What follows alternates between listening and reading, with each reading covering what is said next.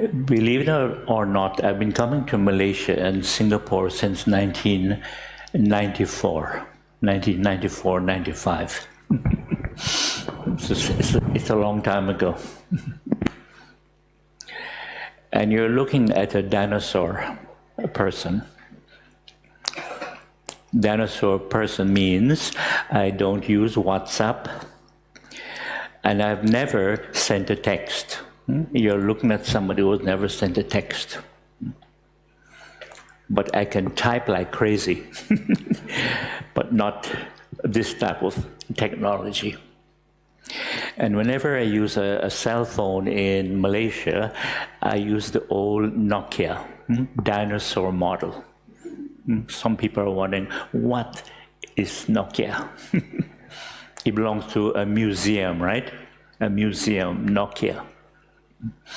But let's just say Nokia is my speed.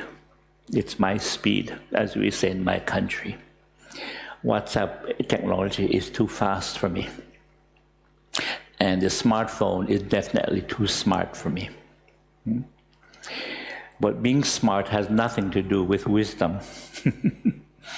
And it doesn't matter how smart you are intellectually and academically, it doesn't mean that you have wisdom or common sense. Maybe some of you don't know that word common sense, because it's not used very often anymore. Common sense means just natural wisdom that comes from your natural intuitive understanding of life. So actually, common sense is not common. It used to be common, but not anymore. Because we're too educated, we're too smart. And of course, we're using smartphones. And as you may know, although the smartphone technology is amazing, you know, it's fast, it's convenient, you can do miracles with it. So my friends tell me. But it is making people more anxious and impatient. I see it. Not only in Singapore, but in KL now. And you know, in Singapore, people are already very anxious, very impatient. So the smartphone is making them even more anxious and impatient. And because I'm very outspoken, being a Westerner, I remind them that there's only one place that people are hurrying to. Only one place. Can you guess what that place is? Either to their graves or to the cremation fire. Nowhere else. Just reflect on that. That's a good Dhamma reflection. Nowhere else. But I try my best. And what I do to help people with stress and anxiety, depression, frustration, I do not only dynamic mindfulness, but I do qi-gong. Qi-gong. Qi-gong is an aspect of dynamic mindfulness, you know? Moving mindfulness. And it's very simple. So wherever I go, I do qi-gong, and people really appreciate.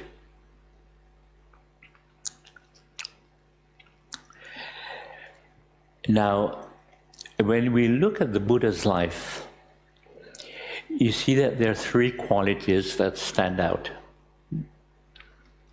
The first quality is wisdom and mindfulness.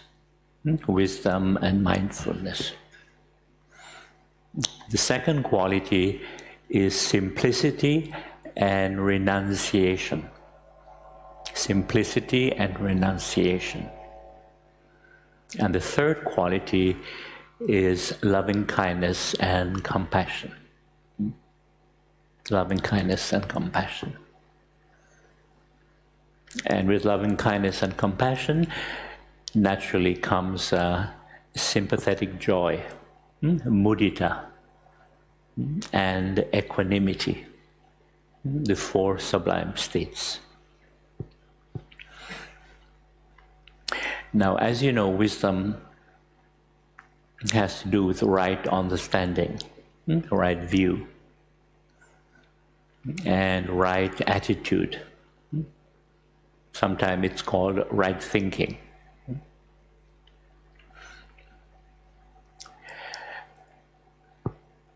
And delusion is something that our minds are constantly being subjected to. Sometimes we're not even aware that we're being deluded. Because you can say part of our conditioning from we're young is always to react. Our minds are conditioned to react. Our brains have been educated, conditioned to label, because we need labels to communicate, right? But what happens is that we become so attached to labels, including our names, that we forget that the labels we use to communicate is not the real thing. They're only labels.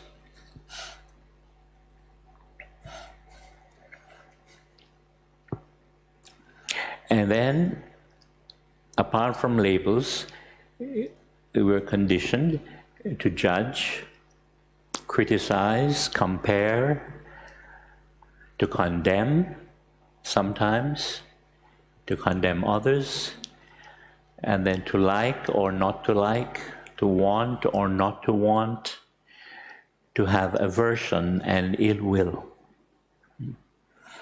And aversion includes, hatred, resentment, jealousy, disrespect, and so on. So this is how our mental defilements actually evolved. And this is why, as human beings, we all have mental defilements, because it's a part of our conditioning, part of our education. Even Siddhartha Gautama, when he was a prince, he also had mental defilements, because he was conditioned by his not only home environment, but by the society at large. We can't avoid it. To say we can't avoid learning languages, right? As human beings, we can't avoid it.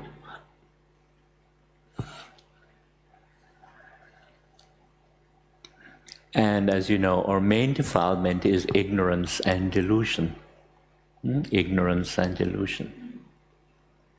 And ignorance, of course, is not really understanding ourselves.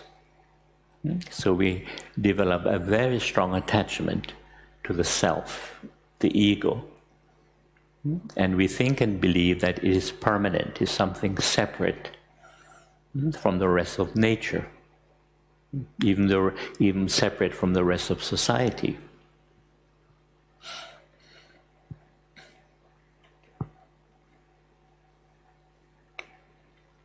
And it is these habits that we have, to judge, criticize, compare, condemn, liking, not liking, wanting, not wanting, to have aversion and ill will, that gives us the impression that this I, this me, is something permanent, something separate, and then we become very attached to it. And of course, the more we become attached to the self, or you can say the more we take ourselves seriously, the more conflicts we have in our relationships, the more craving we have, of course greed, and of course the more aversion we have, hatred, envy, jealousy, and so on. And with that, of course, more fear, more insecurity, more anxiety, more worry. These are aspects of delusion, mental delusion. And so from ignorance and delusion comes, of course, self-centered craving and attachment, clinging, and aversion and ill will. Now, what is interesting is that when we look at the qualities of the Buddha and we look at our mental defilements, which is a part of our social conditioning, we see that there's an interesting relationship. We see that wisdom and mindfulness is the medicine, the antidote for ignorance and delusion. Wisdom, right understanding, right view, right attitude helps us to overcome ignorance, the attachment to self. And mindfulness, present moment awareness, is the medicine, the antidote for our delusions, our mental delusions. And we see that simplicity is the medicine, the antidote for craving, self-centered craving, greed, wanting, expecting, and so on. And we see that renunciation, that quality of the Buddha, renunciation, is the medicine, the antidote for self-centered attachment and clinging. And of course, we see that loving kindness and compassion is the medicine, the antidote for all our negative mental states. Right? Aversion, ill will, resentment, hatred, jealousy, and so on. Very interesting reflection.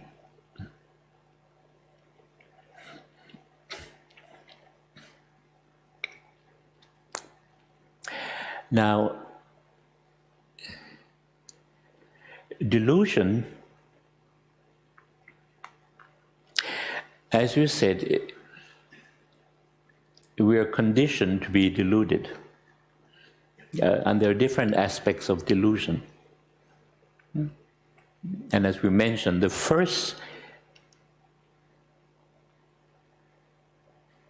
delusion we experience is this habit of always reacting, always reacting.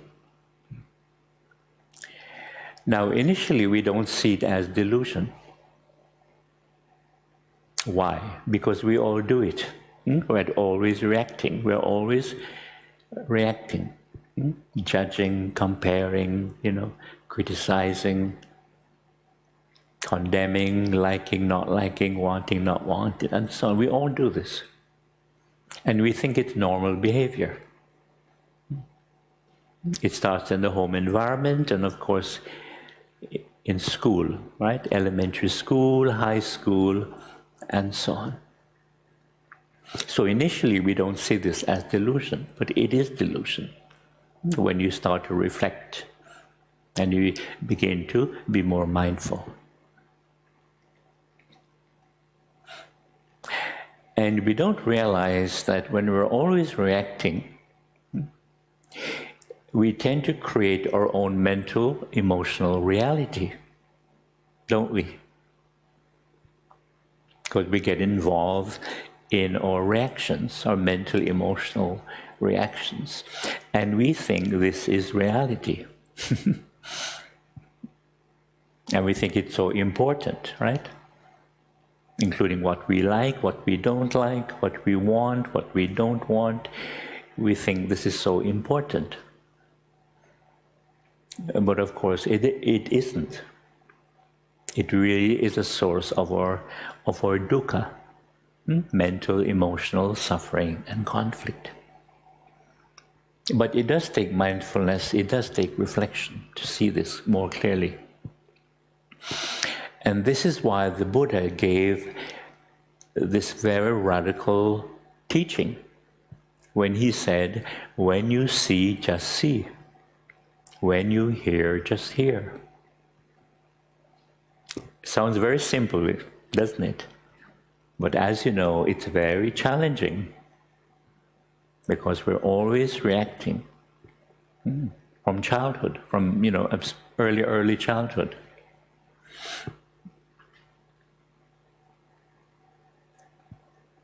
But of course, with mindfulness and practice, we're able to at least react less and less.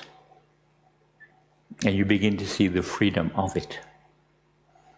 Especially when you're faced with difficult and challenging people. You're faced with, unpleasant situations, unpleasant people, unpleasant words, and so on. Oops, sorry. There's great freedom in not reacting, but it does take practice. And I see in my own experience, whenever people get upset with me, even a few monks, who got angry with me, over very simple things, but they just got angry because, they're not practicing mindfulness. It was a good opportunity for me not to react to them. And it's a good practice too when you're dealing with family members. Because as you know, family members, they really know how to push your buttons. You know that saying? They really know how to get you upset very quickly. Because they know you so well, right? From childhood. But when you can learn not to react, and you just stay calm and even smile at them, they see that there's something very unusual about you. And they start to ask, maybe there's something wrong with you. Because they're expecting you, to get upset. And when you don't, big surprise, right? Big surprise. And the Buddha went on to say, when you think, just think. When you know, just know. Now, what does that mean? It means that when we need to think, we think logically, rationally. And when we don't need to think, we come back to present moment mindfulness. You don't have to be thinking all the time. Because as you know, even when we don't need to think, the mind keeps thinking compulsively, right? Habitually. Because it's such a compulsive habit. And we're educated to be thinking all the time, right? Part of it is our education. Because we're not taught the benefits of mindfulness, and we're not taught to understand the nature of thinking. The benefits of thinking, the use of thinking, but also the destructive aspect of thinking. Because thinking is very limited, although we do need to think. We do need some knowledge, but thinking is very limited. And as you know, thinking can become very illogical, very irrational, right? Very destructive. When it becomes obsessive, for example, right? Obsessive.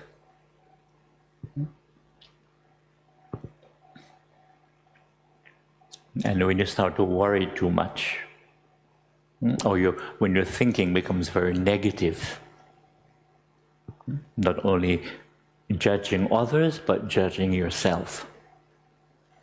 And that's why many people suffer from guilt. Guilt is a universal problem. And I can see it in the West, in North America. People are always suffering from guilt. But it has to do with the judgmental mind. We're too judgmental. So not only are we always judging people, but we judge ourselves.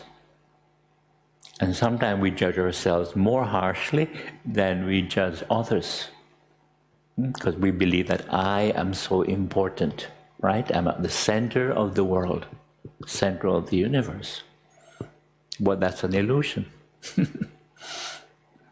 And an aspect of maturity and wisdom is when we realize that we are not the center of the world and the universe.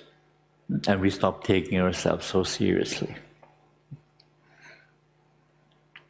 So one of the things we have to understand regarding the teaching of no permanent self, anatta, is that we do have a self. So anatta does not mean no self. It means no permanent separate self. Okay? Because we do have a self, whether we like it or not, because it's a part of our conditioning.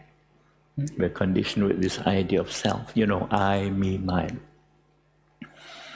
But it's the strong attachment to the self which is the source of dukkha, including, most of our fears, worries, insecurities, and so on.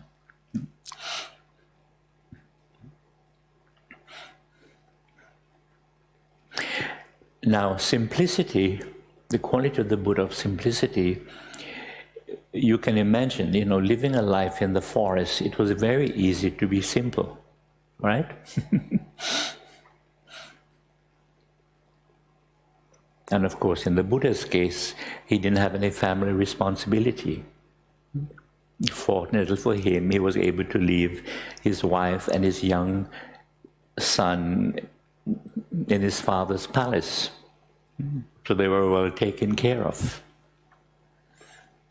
And of course, in the forest, there are no shopping centers, right? No credit cards, and so on. Forget about cell phones for a moment and WhatsApp.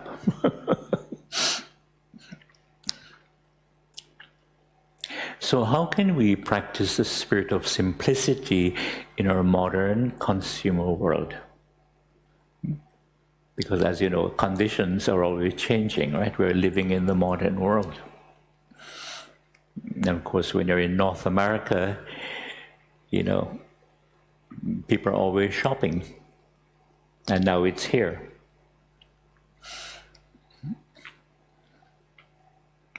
And this is one of the reasons why I decided to travel to India.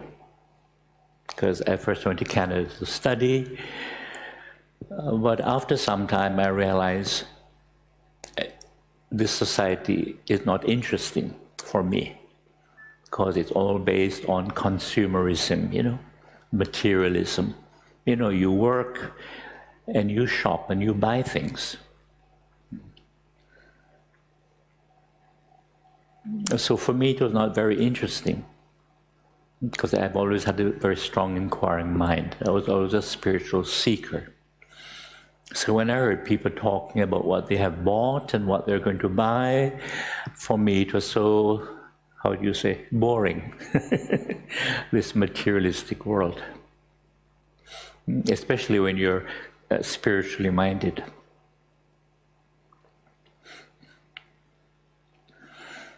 And in the middle of high school, I was a very good student, science, math, the usual thing, and I had a good memory.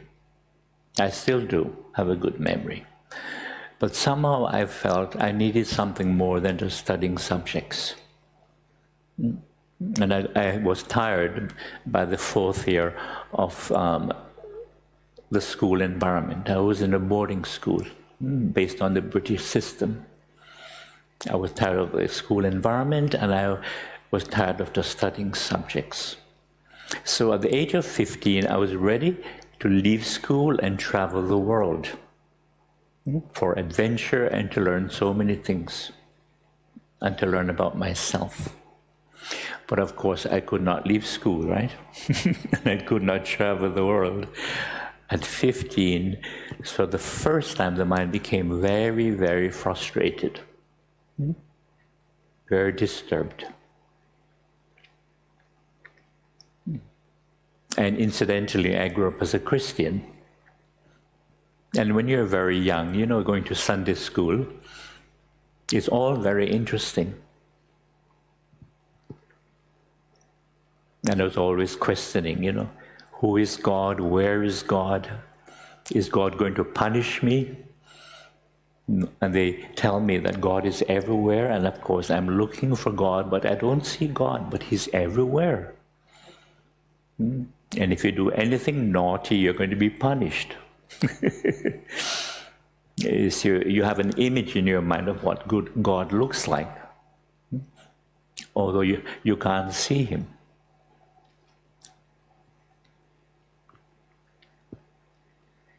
Of course, you're told about heaven and hell, right?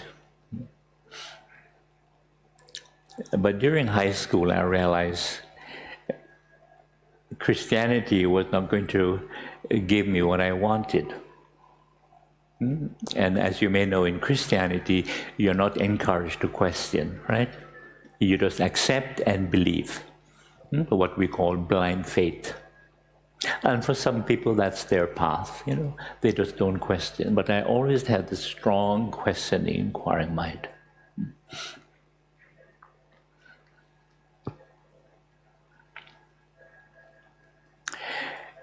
So when I looked at my mind in high school, very disturbed, very frustrated, I began to ask the question, is it possible for all this mental, emotional turmoil to stop, to come to an end? Because I could see it so clearly. And I could see how it was related to thinking, all this obsessive, worrisome thinking. It was creating more anxiety, confusion, At the time I didn't know the word dukkha, but of course it is dukkha. But I became aware of it. And I was asking, is it possible for all this to stop? Is it possible for all this crazy, crazy, crazy thinking to become silent? But nobody could give me an answer. Because I didn't have any Dhamma books. The only book I had was the Bible. And they said, this is the word of God. We must follow this. But because I had a strong inquiring mind, by the time I was 12, I realized, I surmised, that if the Bible is written by human beings, it cannot be ultimate truth. The very fact that it's written by human beings, how can it be ultimate truth?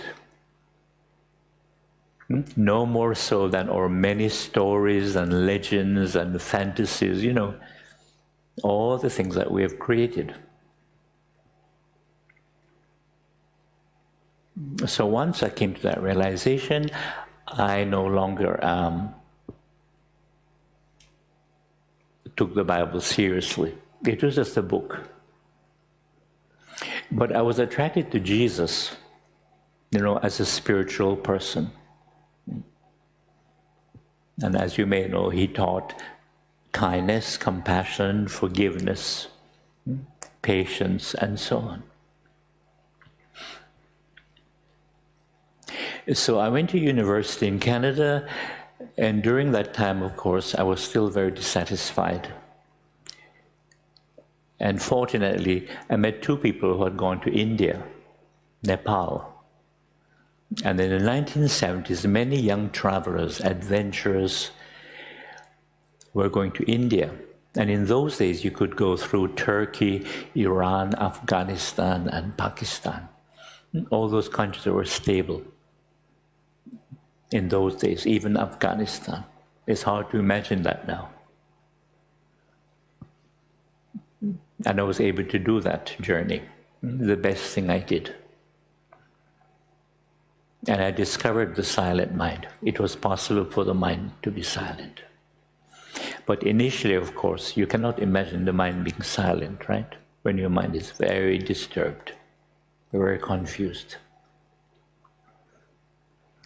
And I discovered the Dhamma. And I realized this is what I was looking for. To understand the laws of nature, to understand the human condition and human experience. And of course, when I read the Kalama Sutta, that inspired me a great deal. And that had inspired a lot of Westerners. And this is why now, as a Dhamma teacher, I have to be constantly reminding people about the Kalama Sutta, because they forget to question things. We should question everything, even what you read in the suttas. That's right. And any teacher, myself included, question it, or just reflect on it.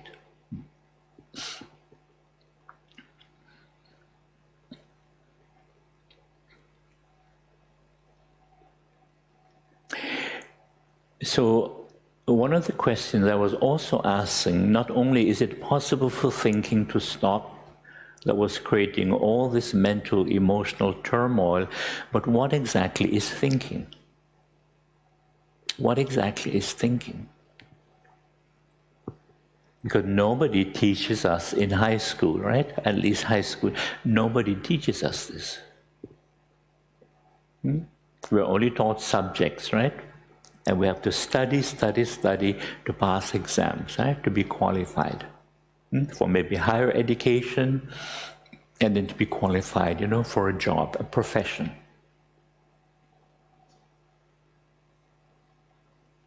But at the very center of consciousness is always thinking, and yet we don't understand it. And what is this I? What is this self? Because you can be very qualified, very professional in your line of work, including medicine, because in my line of work, I meet medical people, even brain surgeons I meet. And you can see that many of them, they really don't understand themselves. And they're still clinging to ego, I'm so special. And they still suffer from insecurity, from fear. They're still worried about public opinion, what people are thinking about me. Because you create an image of yourself, which is a part of the ego. Just like we create images of other people. And as you know, if you have a pleasant relationship with somebody, you naturally have a pleasant image of that person, right? So whenever you think about them, it's always pleasant. But the moment you have a problem or a conflict with somebody, and it can be anyone, right? It can be a family member, a good friend, of course, a co-worker. What happens? You create a negative image of that person because of that conflict. And most likely that person will create a negative image about you. Very interesting. And of course, when you're having regrets and feeling guilty about some mistake that you made, you naturally create an image of yourself too, right? And that's why guilt is an aspect of fear. Because of that negative image that we create.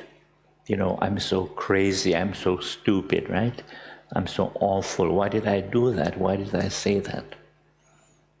And of course, on top of that negative image, we have all the negative thoughts, the judgmental thoughts that come.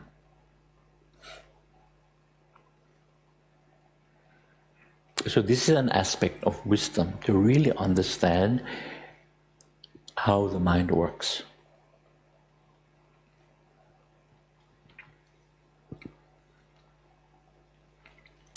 So when I got to India, not only was I able to experience the silent mind, which initially it didn't seem possible, but I got the teaching of what exactly thinking is.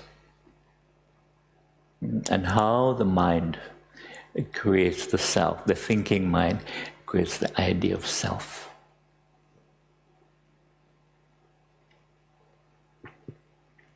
And at the same time, how thinking becomes very illogical, very irrational. Because all our mental defilements are connected to thinking. Maybe you have realized that. All our craving, desires, all our negativity is all connected to thinking. And this is why in mindfulness practice, we train the mind not only to focus, but to observe thoughts and train the mind to let go of thoughts. Let go of thoughts. And the more we can do that, we have more freedom from mental delusion and, of course, more freedom from mental defilements. Because thinking is really what is creating us.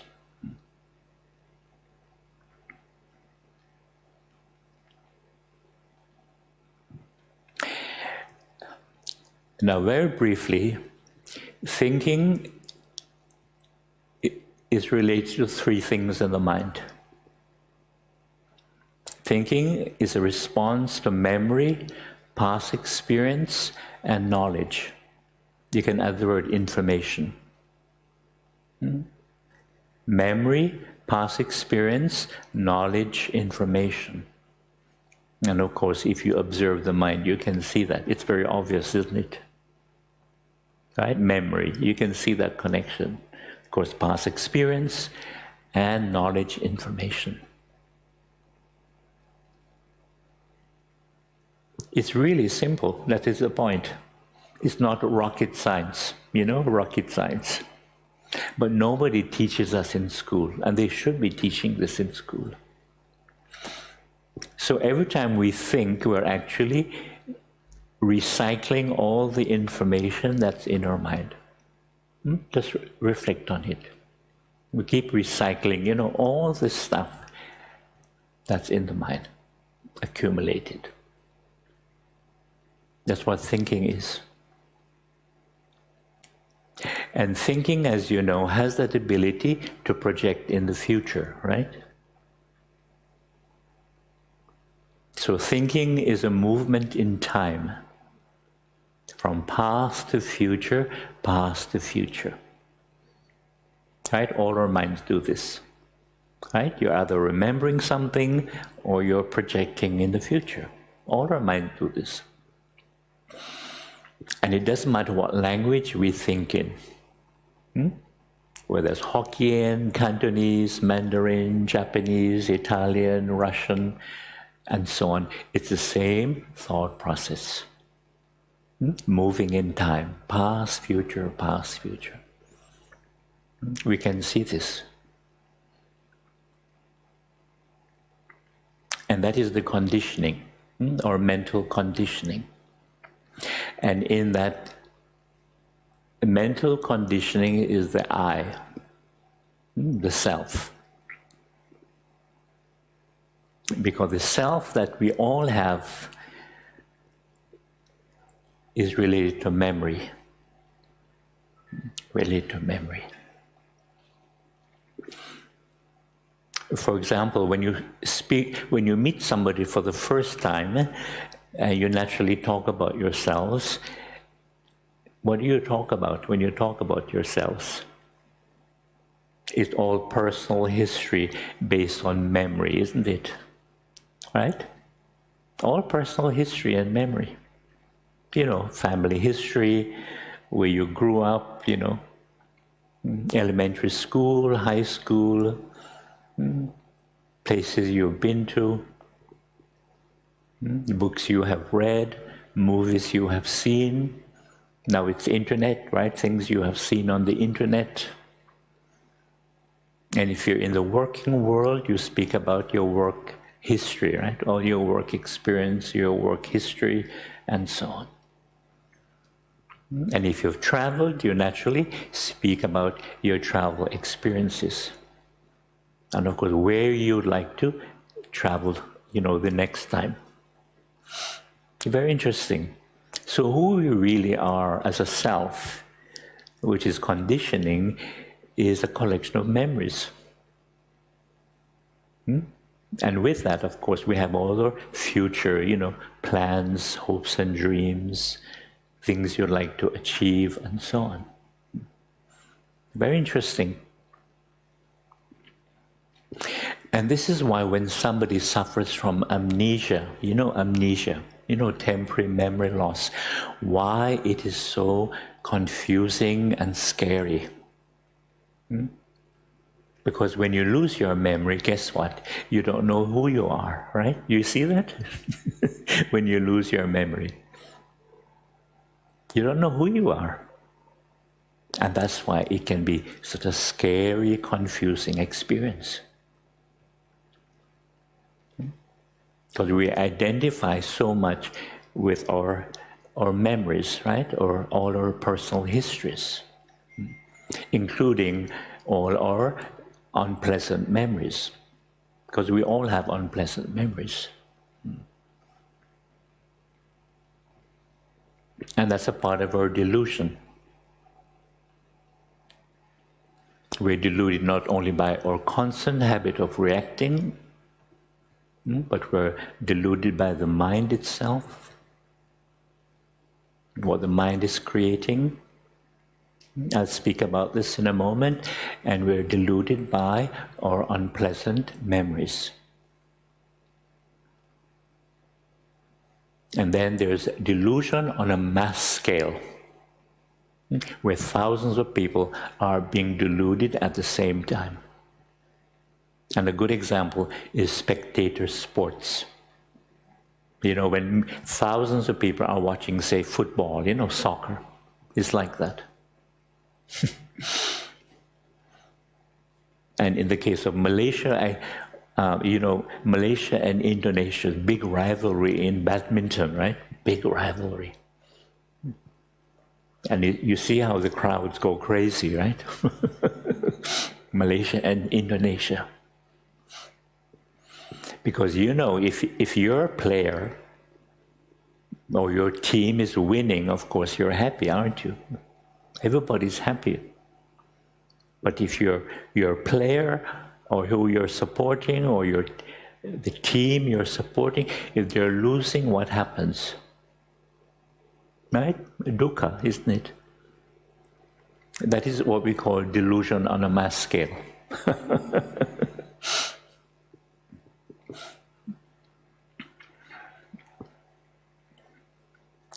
Now, as you know, the mind is always creating stories, right? Many, many stories, even during the day. And you create scenarios, sometimes little mini dramas. And of course, worries, fears. Sometimes you say, oh, this might happen or that might happen. You know how the mind likes to do these things. And when we are not mindful, these mind-created stories and mini-dramas, worries and fears, they seem very real, don't they? They seem very real.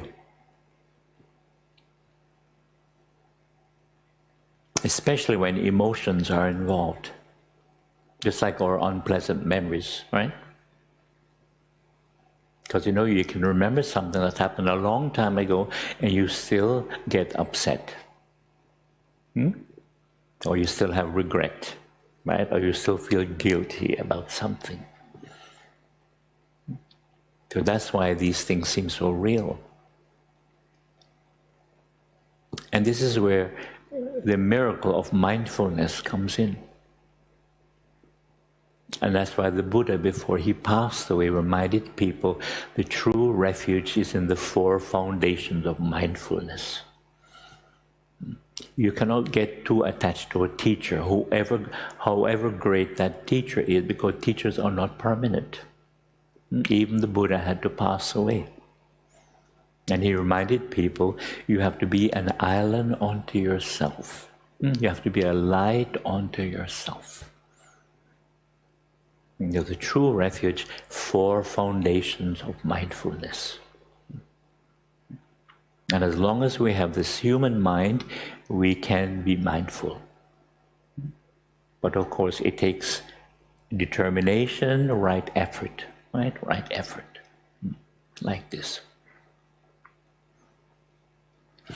And this is where this one noting method is very beneficial. Because, in Burma, they have this noting method taught by Master Sayadaw. But if you follow that method, they tend to note too much. And some people can't even sleep at night because they're still trying to note while they're trying to sleep. But the one noting method that I still use, and I recommend, when your mind is caught up in a story or a mini drama, a fear, a conflict, just say to yourself, it is only thinking, thinking, thinking. It is only thinking, thinking, thinking. And you come back to present moment. Whether it's breathing, movement, walking. I'll show you this dynamic meditation in a moment. Because when you do that, when you can say it is only thinking, thinking, thinking, it helps you to get out of the story or the mini drama. It makes you realize it's just thinking. You understand? It's not real. It's like fear, when you get trapped in a fear. It's only thinking. Very useful, very liberating. And as you know, thinking is not permanent reality. They come and go, right? They're just temporary mental objects. Only thinking, thinking, thinking. Very useful.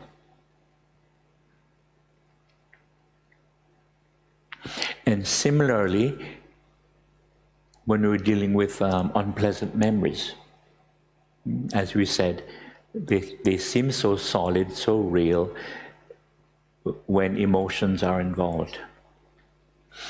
But when we apply mindfulness, we realize, again, that they're just thoughts and images that are happening in the present moment. Only thinking, thinking, thinking again. They may be related to, past experiences, but the actual experience of those unpleasant memories are just thoughts and images that are happening now. That is the miracle of mindfulness. It makes you realize that. Only thinking, thinking, thinking. And likewise, when you're obsessing about the future and you're feeling anxious, right? Are you having the fear that you're not going to achieve what you want to achieve? Again, it's just thinking, thinking, thinking. Because those very thoughts are still happening now, in the present moment. That is a liberating aspect of mindfulness, of being awake.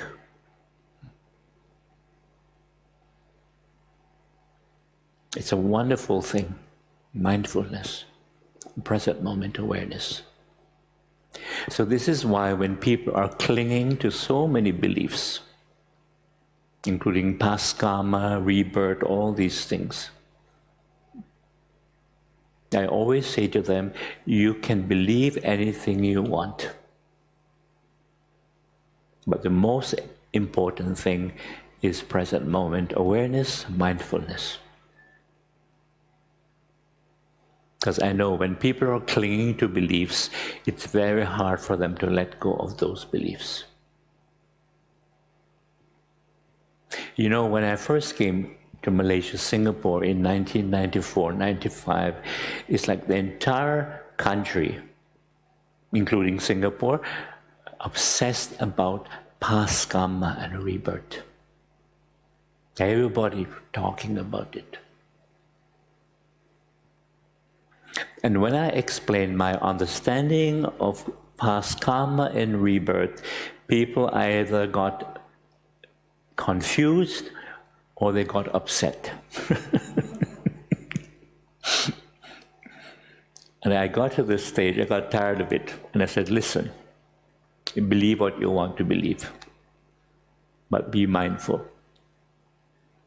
understand the nature of delusion and dukkha, and you apply mindfulness, end of story.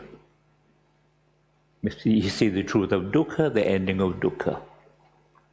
And I said to them, only when we die we know for sure whether we take rebirth or not. So to argue, debate about rebirth is a waste of time. Just wait and see. Wait and see.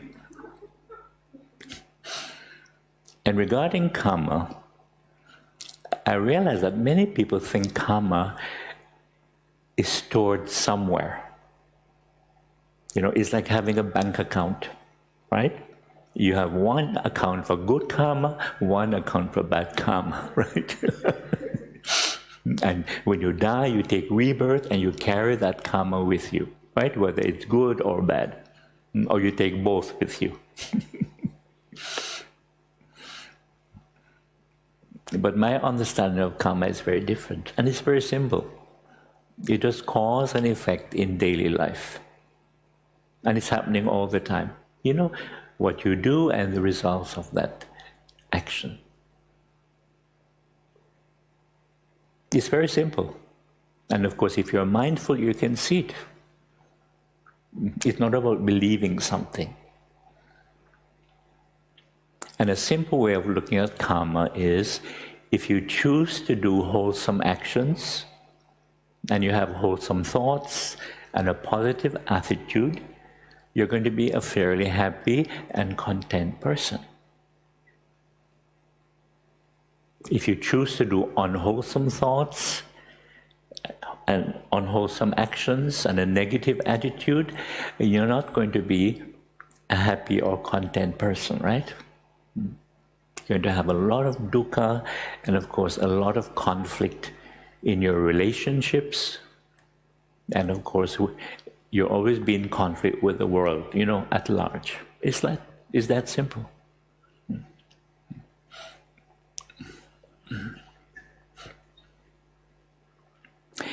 Now, at this point, I would like to demonstrate this dynamic mindfulness.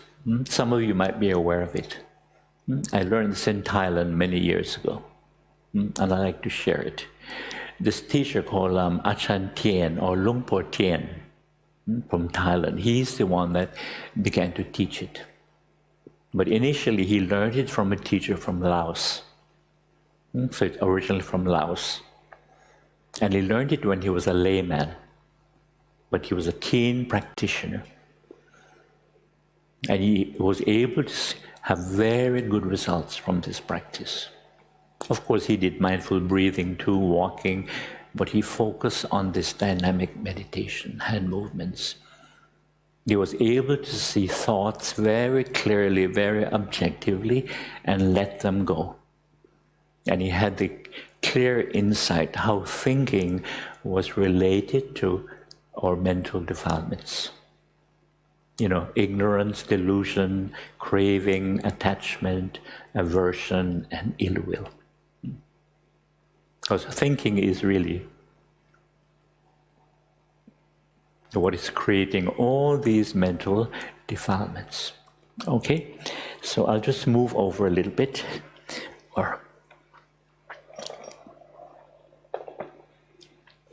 Okay. Now place your palms on your knees. Now, if you're right-handed, you start with your right hand. If you're left-handed, you start with your left. Okay? So I'm right-handed, so I'm going to start with your right. And you start by raising your palm, right or left, up on the edge like this. Okay? Can you see? Like this, yeah. Just like this. Slowly lifting. Slowly to the stomach. Be aware of your hand touching the stomach. Then the left or right palm up on the edge. Slowly lifting. Slowly to the stomach. Be aware of your hand touching the other hand, okay? Now keep your hands very relaxed, very loose, not tight. Then the right or left palm goes up to the chest, left or right, okay? And be aware of that touch in the chest area.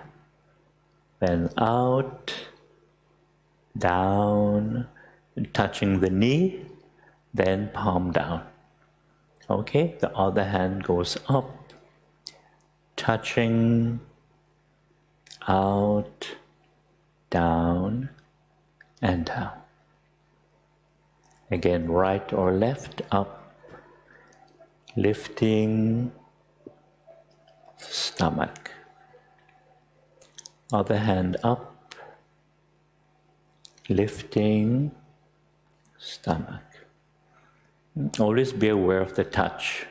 This time your hand touching the other hand, then the right or left up to the chest, touching, out, down, and down. Other hand up, touching, out, down, and down.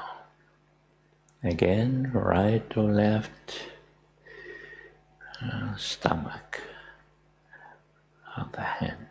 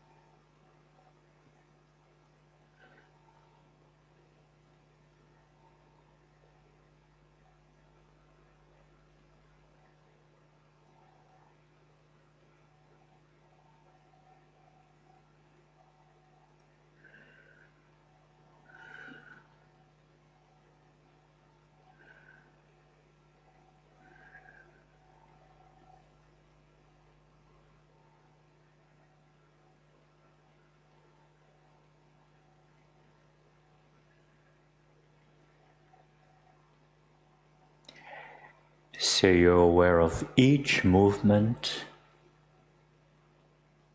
and when the hand touches the body.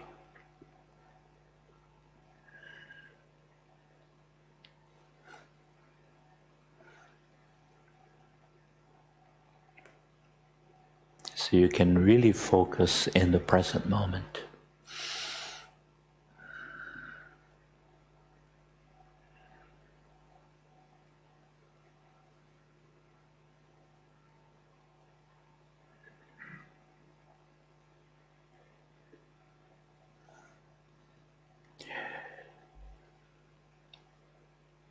Because thinking is always related to past or future.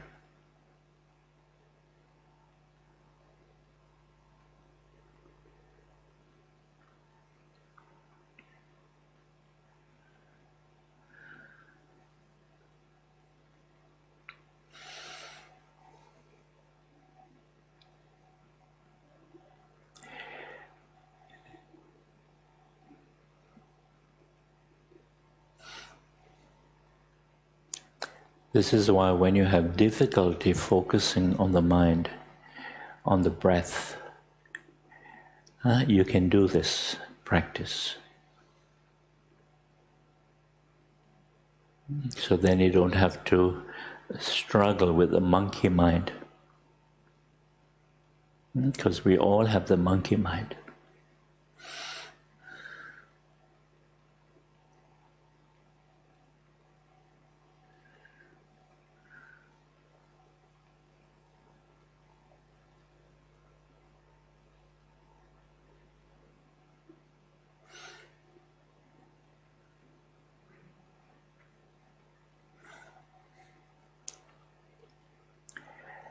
And of course, while we do this, we can be aware of any thoughts which arise in the mind. Just like when you're watching the breath, it's the same thing.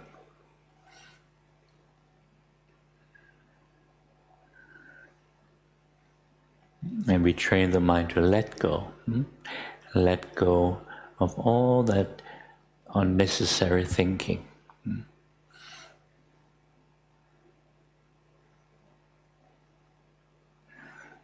Especially when you're worried about something, or you're obsessing about something, or you're regretting something.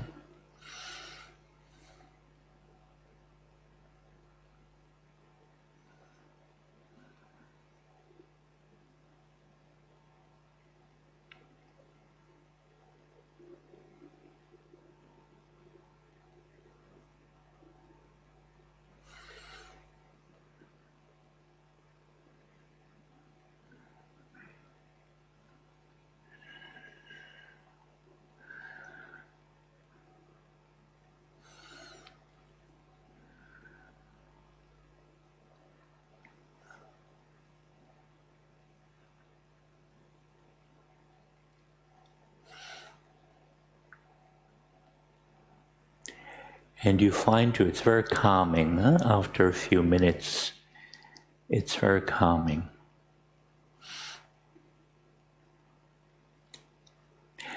And you can do this in the work environment also. If you have a few minutes free, you can do this.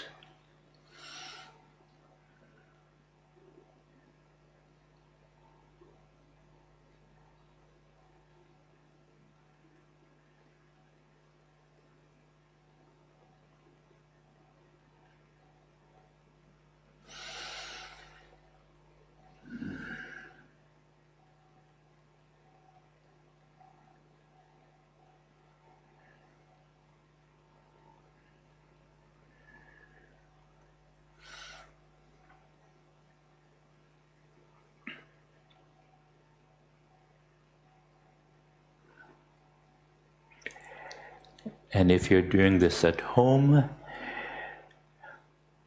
you can put some this relaxing music or chanting, anything that you like. You can play it in the background while you do this.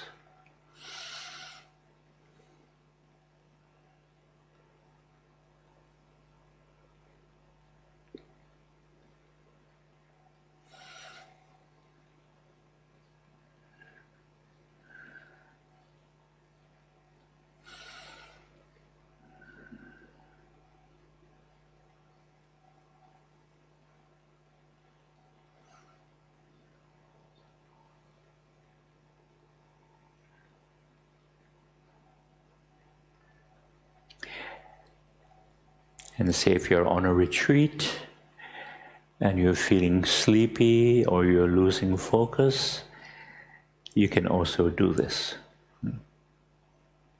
Or you can get up and do walking, mindful walking.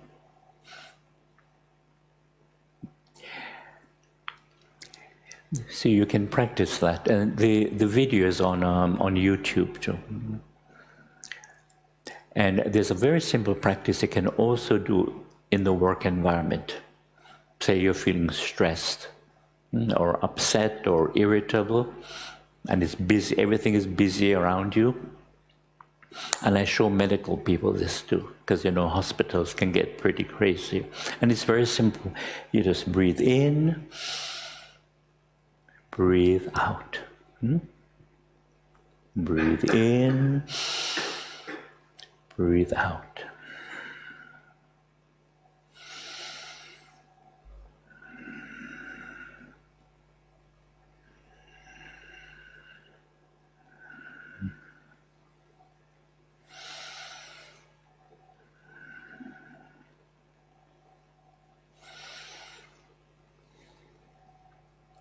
Because you find that when you breathe and move at the same time, it's very easy to focus. in the present moment. Especially when you're in a busy, stressful environment. Just breathe and move.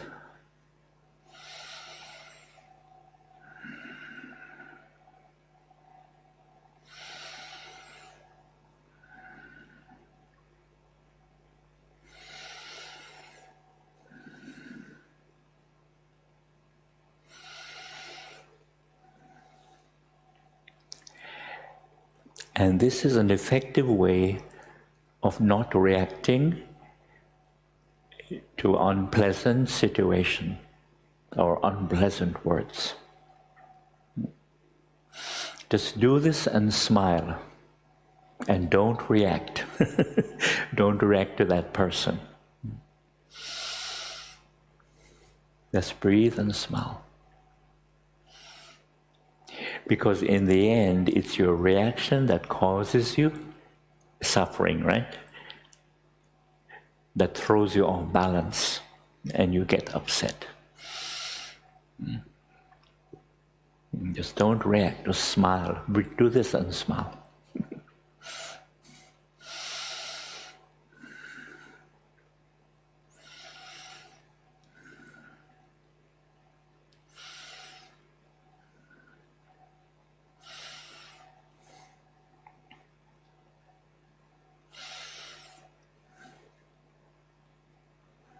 And of course, at the same time, whatever stress you're feeling, or any, upset, irritation, you just let it go. You just relax and just let it go. Just be in the moment.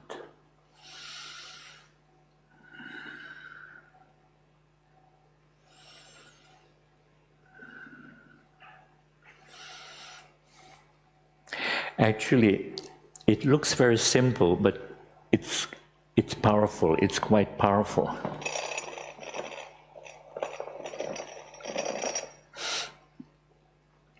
And in qi-gong, it's called balancing the qi. And every time you do the various movements, you always come back to this balancing. And it becomes like your center of focus and calmness. It's wonderful, wonderful. So this is one of the things I do. I do qi-gong also, because it's simple and it's an effective way of dealing, with stress, emotional stress, frustration, upset, anxiety, depression also. And during the pandemic, when you couldn't go outside, I encourage people to watch the video, follow the video, and do the simple movements. They could feel much better.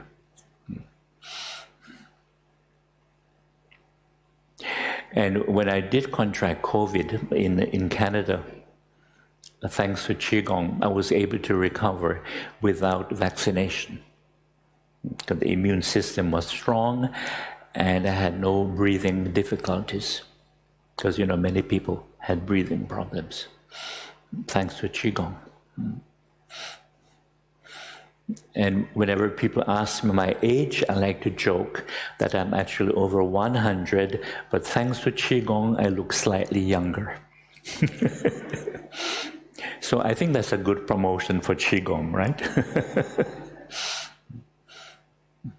But it really is good, and it's simple. That is the key word. It's simple. It's not complicated, like Tai Chi. Tai Chi is more complicated. Although it's nice to watch somebody doing Tai Chi because it's graceful. But if you have to learn it, it's so complicated because, the feet are moving, all over the place. Yeah? Whereas in qi-gong, it's just the upper body. And there's some movements you can do while sitting down, like this. Now, I'd just like to read you something.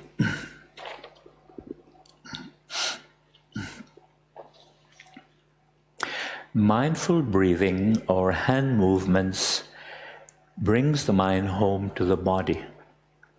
You begin to experience calmness, a sense of well-being, and quiet joy. Breathing in, I know I'm breathing in. Breathing out, I know I'm breathing out. This helps our concentration and focus, and we begin to appreciate the fact of being alive instead of being distracted and confused by compulsive thinking. Now, this knowing is intuitive knowing, right? It's not intellectual knowing. Because intellectual knowing is based on thinking, memory, and information. But intuitive knowing is very different. It's like when you breathe in mindfully, you know you're breathing in, right? When you're breathing out, you know you're breathing out. And of course, like when you're tired or hungry, you know you're tired or hungry, don't you?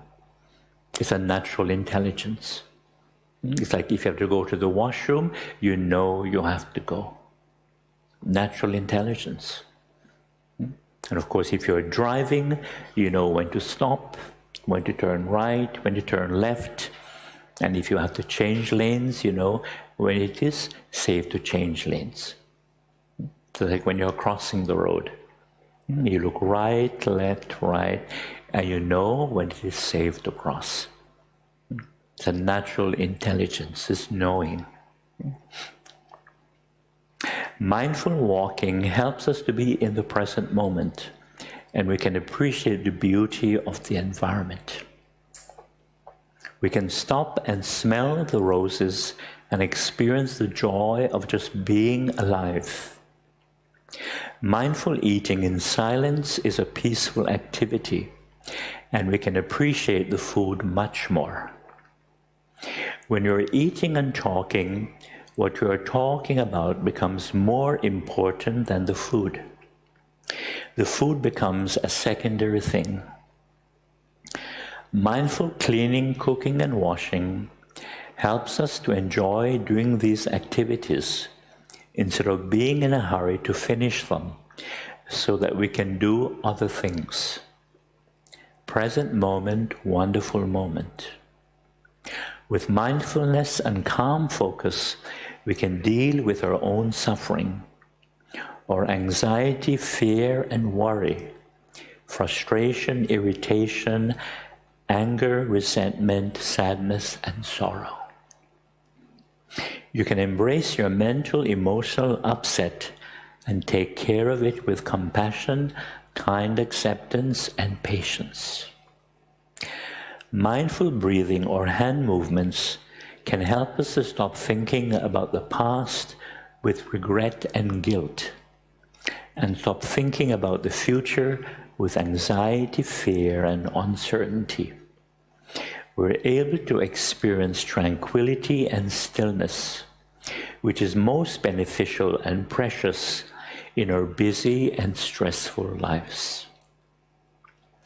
Mindfulness is a skillful way of relating to and connecting to life and daily experience. It is paying attention on purpose in the present moment and in a non-judgmental way. It is a way of being, and it takes practice. It is calm attention to what is happening from moment to moment without discrimination or criticism. It is the observing power of the mind that sees without the filter of desire or aversion, liking or disliking, or delusional reaction. It is therefore a wholesome way of seeing what is happening in the present moment. Mindfulness has the power to heal past traumas and conflicts because it's a state of non-duality. And so one is able to be objective and see things as they are without identifying with them, and let them go. I'll be speaking about the nature of non-duality. Mindfulness also helps us not to react to unpleasant words and situations, and not to take things so personally. A great deal of our mental energy is caught up in habitual reactions. It is our reactions which make us burn out, which throws us off balance and causes suffering and discontent. Dis-ease. Things get better in our lives when we react less and less. We can remain calm and patient, wise, strong, and secure. Then we can respond in a beneficial way and be helpful to others. Because with mindfulness, we can appreciate the difference between reacting and responding, right? Because when we react, we lose our focus. We're thrown off balance. But when we can keep calm and clear, then we can respond. If somebody needs our help, of course, children, you see they need our help, they're in danger, we can respond.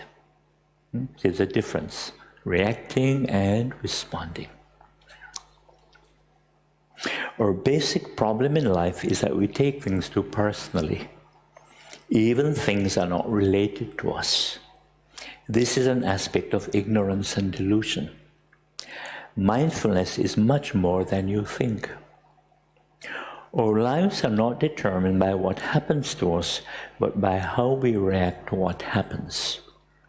Not by what life brings to us, but by our attitude we bring to life. The world is as it is. It is constantly changing and uncertain. A calm and positive attitude causes a chain reaction of positive thoughts, events, and outcomes. It is a catalyst, a spark that creates extraordinary and surprising results. Events do not cause us suffering. They may cause us physical discomfort or some inconvenience and delay. It is our mental, emotional reaction to those events that cause us suffering. Upset, anger, frustration, anxiety, and despair. Without mindfulness, we are enslaved and deluded by mental activity, by too much thinking. This is the source of dukkha, mental emotional disturbance. We believe that to follow our impulses and satisfy our desires and expectations is freedom. This is an illusion. In fact, we are slaves to craving, clinging, frustration, fear, and despair. In mindfulness, one is not only restful, calm, and happy, but alert and awake. Meditation is not an evasion or escape. It is a clear and serene encounter with reality. With mindfulness, we can skillfully deal with our thoughts and emotions. With objective awareness of our mental landscape, we can see thoughts as just thoughts, feelings as just feelings, moods and emotions as just moods and emotions. We can see and understand their impermanent, changing, uncertain nature, and can therefore let them go, thus freeing the mind of suffering and dis-ease. Now,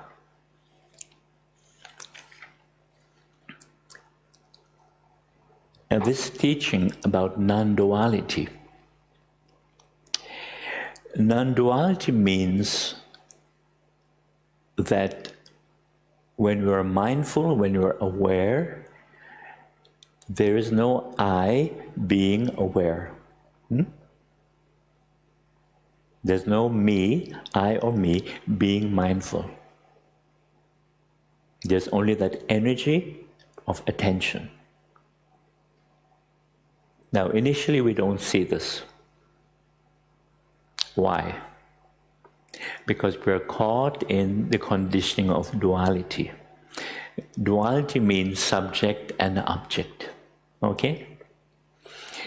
And this duality begins very innocently when a young child begins to speak. Right? Those of you with children can relate to this. When a child begins to say, I want this. I don't want that. I like this. I don't like that. That's the beginning of duality. Subject and object. In other words, the I is always the subject. Can you see that? Yeah? Subject, object. I like this, I don't like that. I want this, I don't want that. It's duality. And this duality becomes more deep-rooted, the idea of subject and object, when we identify with our sense experiences. You know, I'm seeing something, right? I'm hearing something. I'm smelling something, I'm tasting something, I'm feeling something by touch, and I'm thinking something. Very interesting.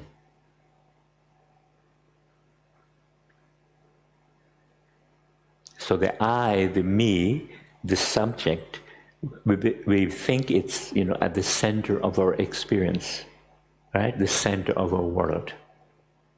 And that's why we become so attached to this I, the me. And we think it's permanent, and we think it's separate from the world. But it's an illusion.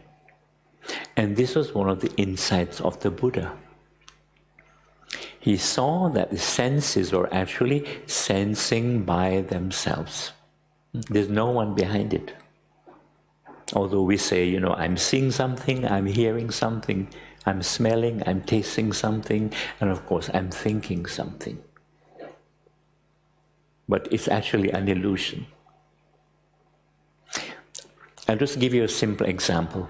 Just close your eyes for a moment. Just close your eyes for a moment. Okay?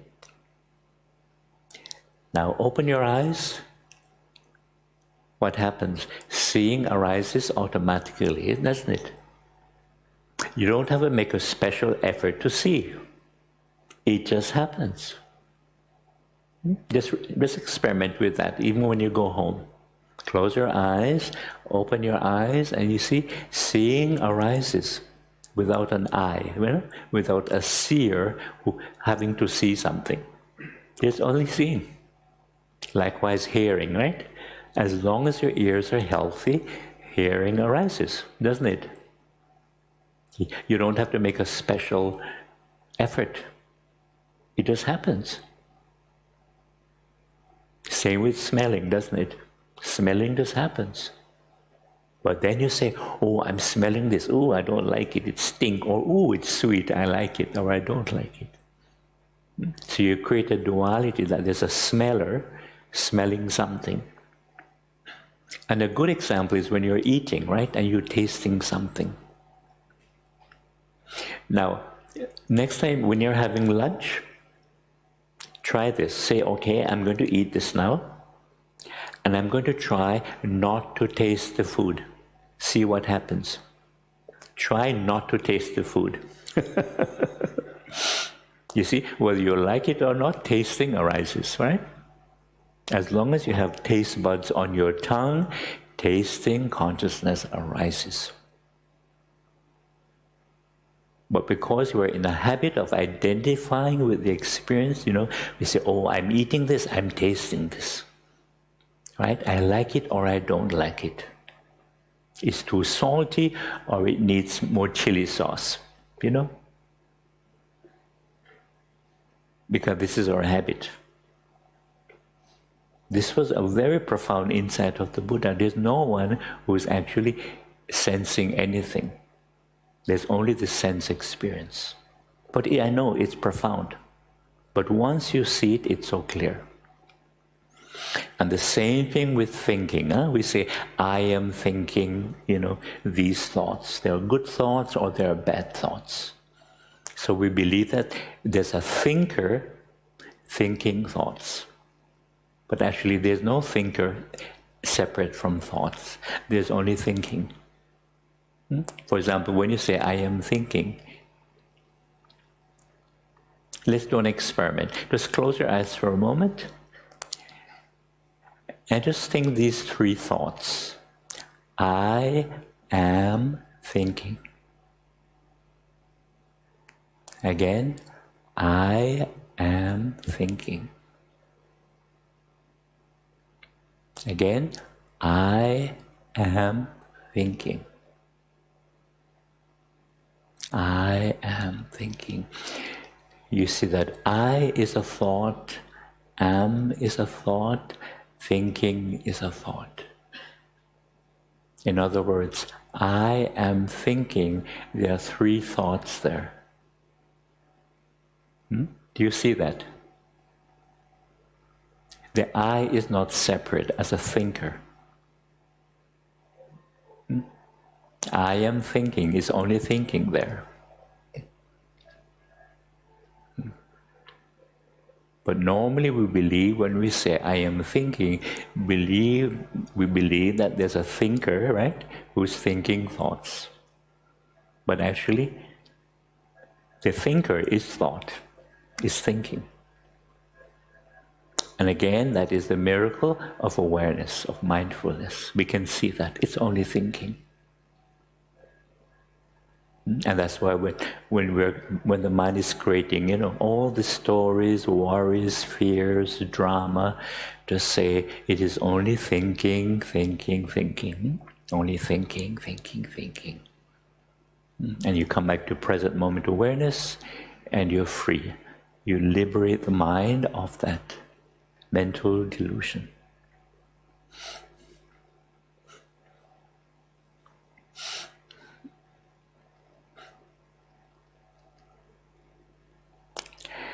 Okay, before we finish, are there any questions? Any questions?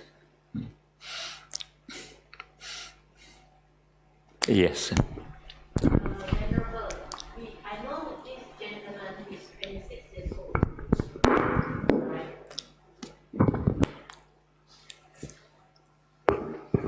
Venerable, there's this gentleman, he's 26 years old. Prior to COVID, has been seeing psychologists, psychiatrists, all with no success. I mean, he has been told that he overthinks, he lacks self-confidence. His background is father is very authoritarian.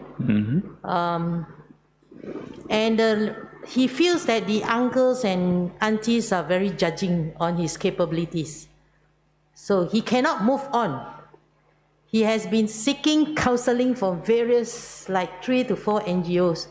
And he's not in the Dhamma, yeah? Yes. So what do you suggest? He has been calling so many, pre-COVID is 2019 till now. He's still seeking for answers outside of himself. He's been told that he overthinks, he lacks self-confidence. Yes. But he still doesn't want to move on. Thank you. You're right. Well, all you can do is suggest things. For example, a lady came to see me. Well, she came to the Vihara, Brickfields. She was very upset. And I happened to be there, so I spoke to her, very upset. She just found out that she has cancer. And it was mainly caused by stress. And a lot of it was self-created. Very judgmental. She was the only child, and I guess maybe her parents put too much expectation on her. She always felt, being the only child, I have to do my best, I have to succeed. So a lot of the stress was self-created and always very hard on herself, very judgmental.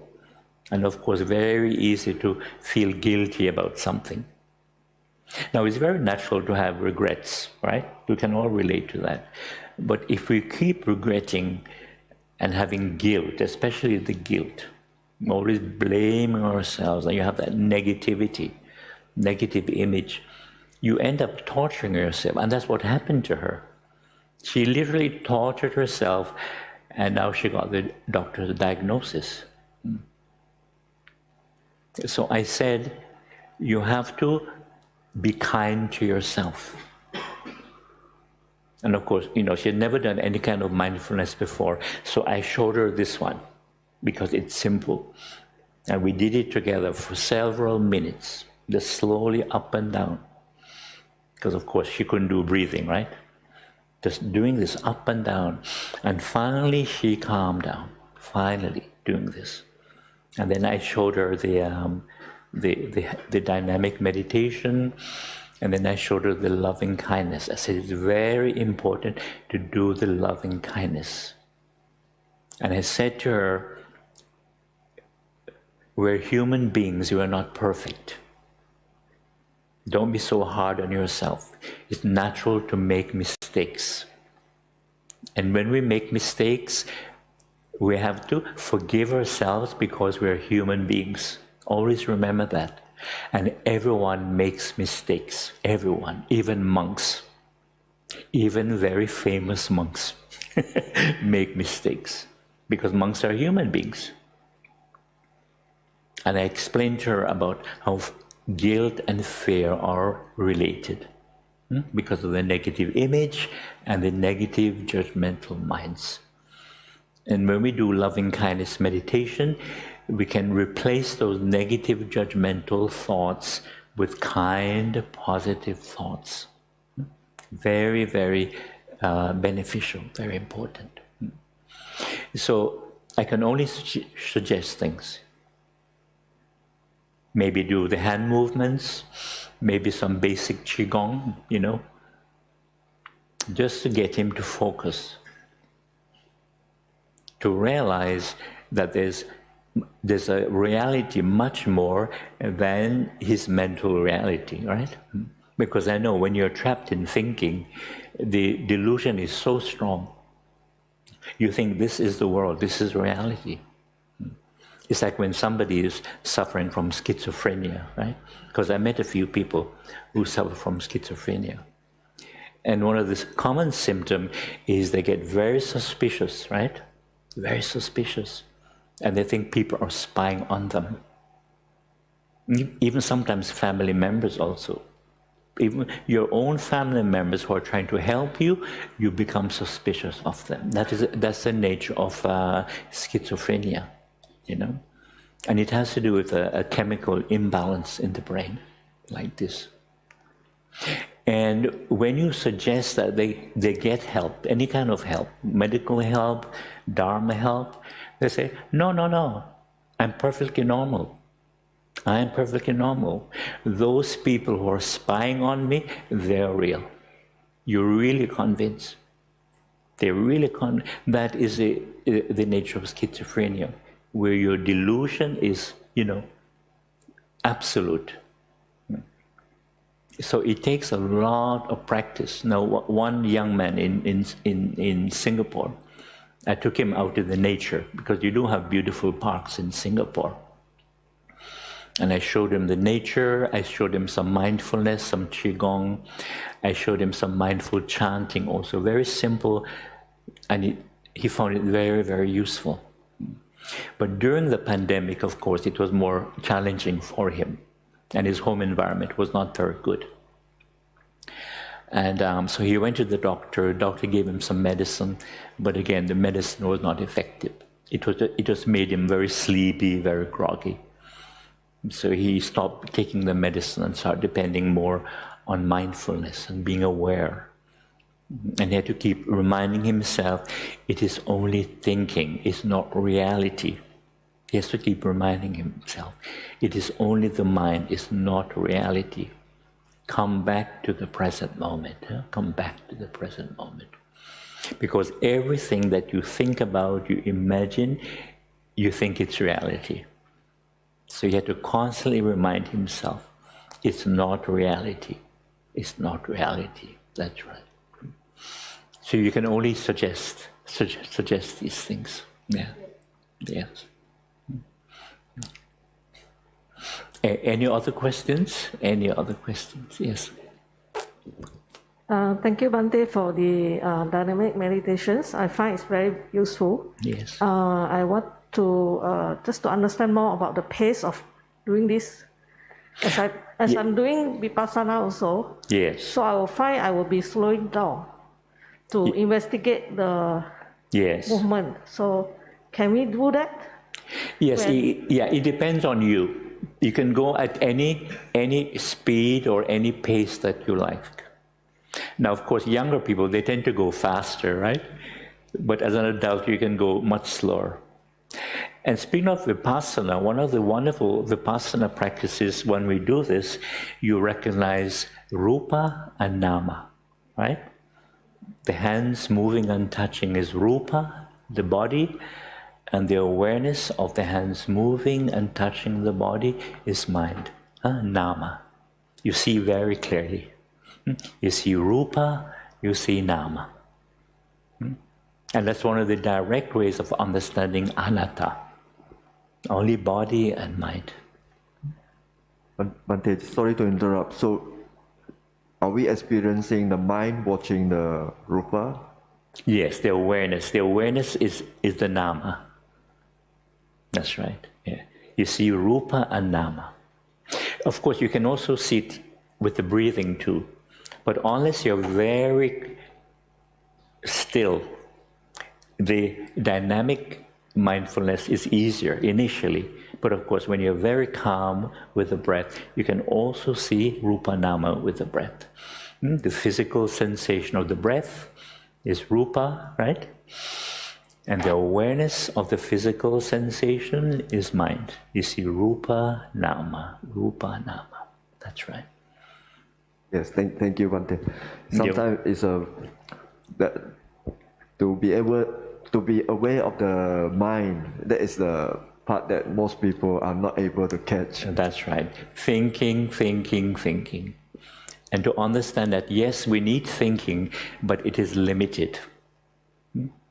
So thinking has its purpose in daily life, with knowledge, information, that's obvious, but we don't have to be thinking all the time. When you don't need to think, come back to present moment awareness. And trust this awareness. Have confidence in this awareness. Because this present moment awareness is our Buddha nature. And this is the real refuge. The real refuge in the Buddha is this refuge in present moment awareness. Of course, when you're doing puja, do Buddham Saranam Gacchami, Dhammam Saranam Gacchami. But that's the ceremony. But taking a refuge as a practice is the refuge in present moment awareness. You trust it, you have confidence in it. And we all have Buddha nature, right? We all have this Buddha nature. The miracle of mindfulness. Okay, is there any more questions? Okay, one moment. Before we finish, there's also mindful chanting.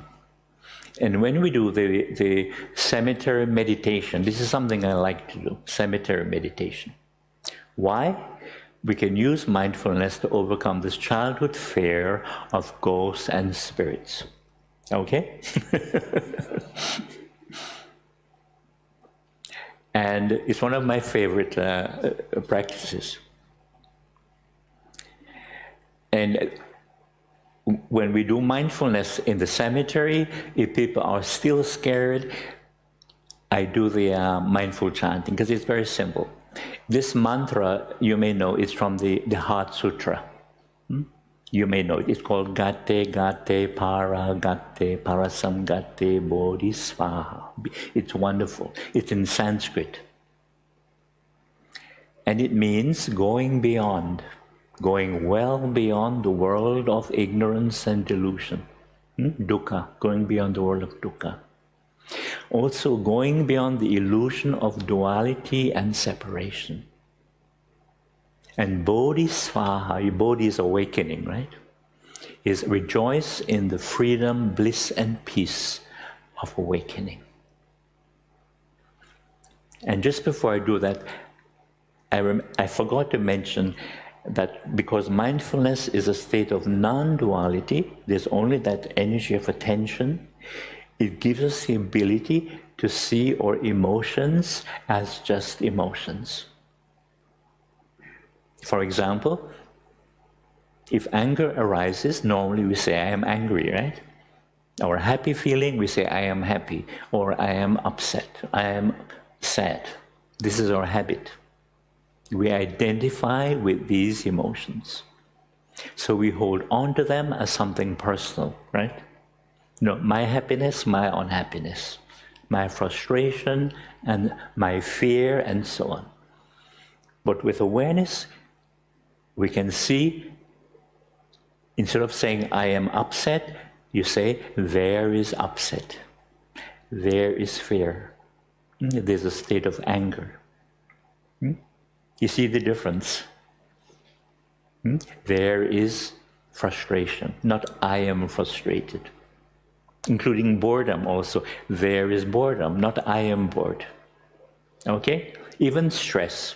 When you're feeling stress, breathe mindful and just say, there is stress, not I am stressed. They're very interesting, including desire. Instead of saying, I want this or I must have this, you say, there is craving. And after you do that, you remind yourself, this too shall pass. It's only a temporary mental state. It's impermanent.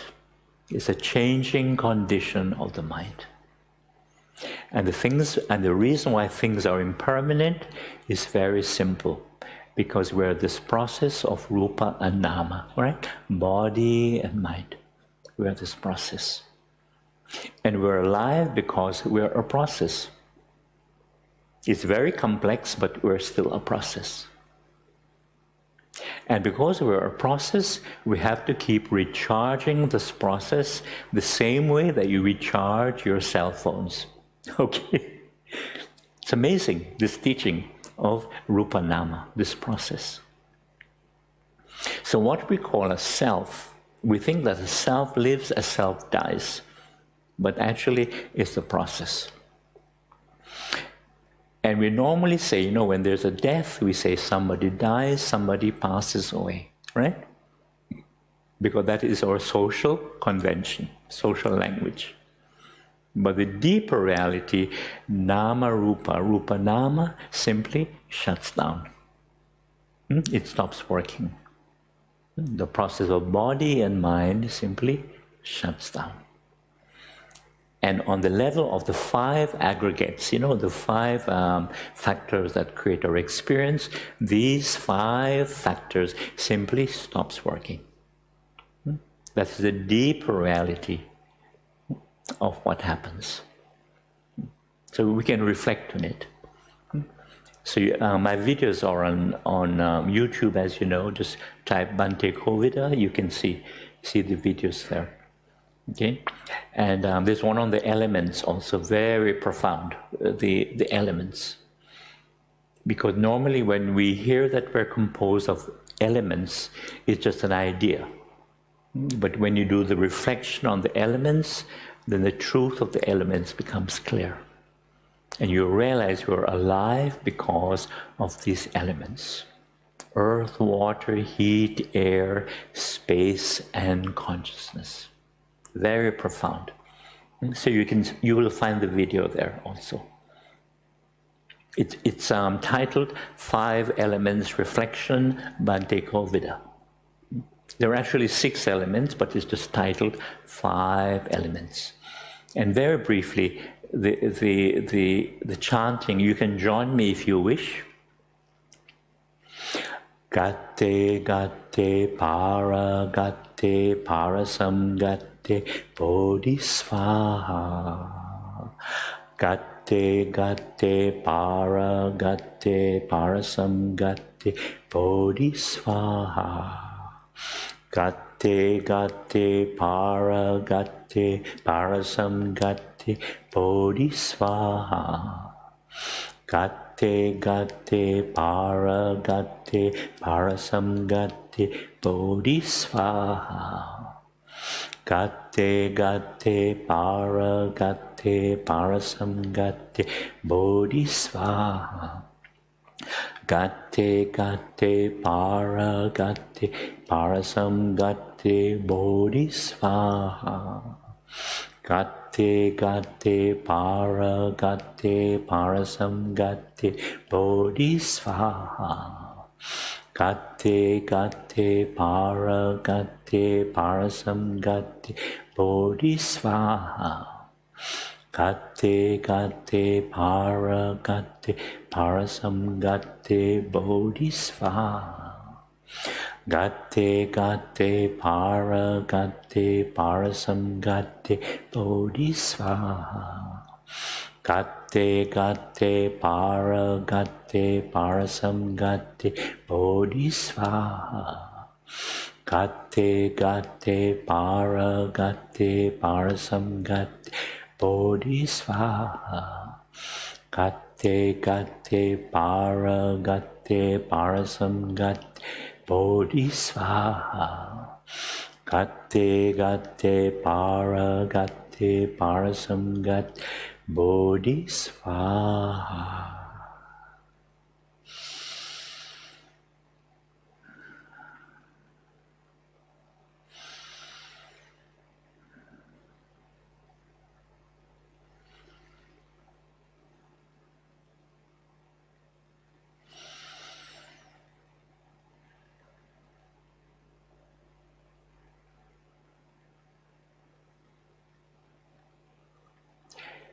So when you were in the cemetery, and there's still some fear of, invisible beings, if you do this chanting, of course you can do loving kindness too, that helps. But if you do this chanting, guaranteed, the spirits will, they will disappear. But the imagination is very powerful. I know, the imagination is very powerful. Yes. Okay, big sadhu to Bhante. Hold on.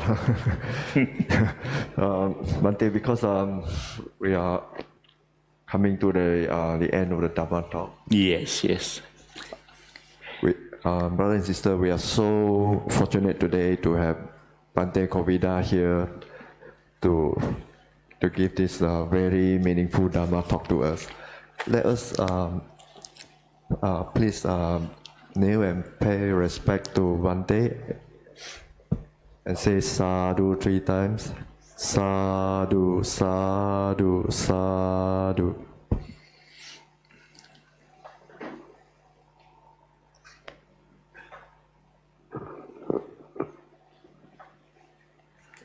Bhante, would you like to oh yeah, there's some hand out. Right? Yeah, these are the benefits of mindfulness. Okay. Yes. So please take one each later. Yeah. Bhante, would you like to lead us in sharing of merit? No, personally, I don't do that, but please do. Go ahead. Okay. I think we'll just do a simple one. We'll do, right? So today we are all gathered here to listen to the Dhamma, and with that we have gained some merits. We would like to share this merit with all our teachers, our friends and relatives. So let's just recite this with me. Idang me nyatinang hotu sukita hontu nyatayo. Idang me nyatinang hotu sukita hontu nyatayo. Idang me nyatinang hotu sukita hontu nyatayo. And we would like to share merit with all beings, and may all beings be well, be safe and be happy. Sabe sata sukita hontu, avera hontu, abhya paja hontu, aniga hontu, sukhyatanang pariharantu. Sadhu, sadhu, sadhu. Thank you very much. Bhante, We would also like to offering a Navagama. Is it okay if we pass the ang pao to Bhante?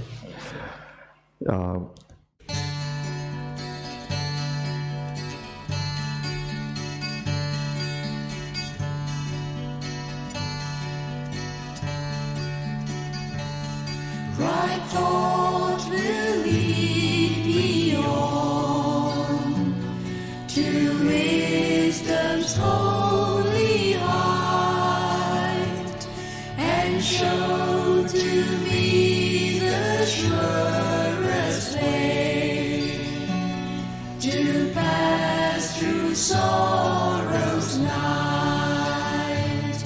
Right thought will light me through